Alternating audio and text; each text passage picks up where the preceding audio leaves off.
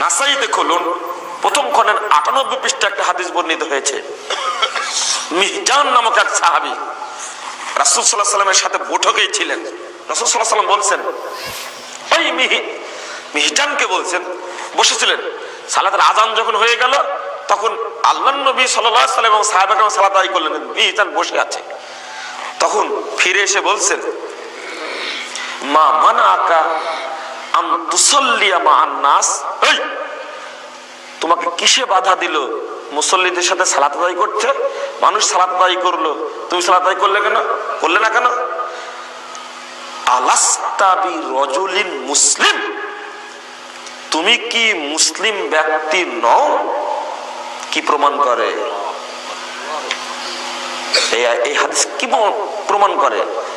সালাত যে ব্যক্তি আদায় করে না ওই ব্যক্তির মুসলিম বলে দাবি করার কোনো সুযোগই নেই।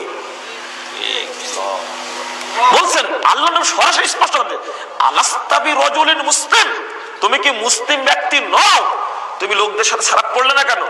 মিহজান বাড়িতে সালাত আদায় করে এসেছে, মনে করেছে সালাত হয়ে গেছে, বাড়িতে সালাত আদায় করে বসে আছে। তখন তিনি উত্তর দিচ্ছেন যে রাসূল সাল্লাল্লাহু আলাইহি সাল্লাম, আমি বাড়িতে সালাত আদায় করে এসেছি। প্রশ্ন হলো এখানে, একজন সাহাবী মিহজান রাদিয়াল্লাহু আনহুকে রাসূল সাল্লাল্লাহু আলাইহি সাল্লাম চিনেন। সালাত শুধু আদায় না করার কারণে তিনি মুসলিম হিসাবে প্রশ্ন তুললেন, আলাস্তা বিরাজুলিন মুসলিম, তুমি কি মুসলিম ব্যক্তি নও?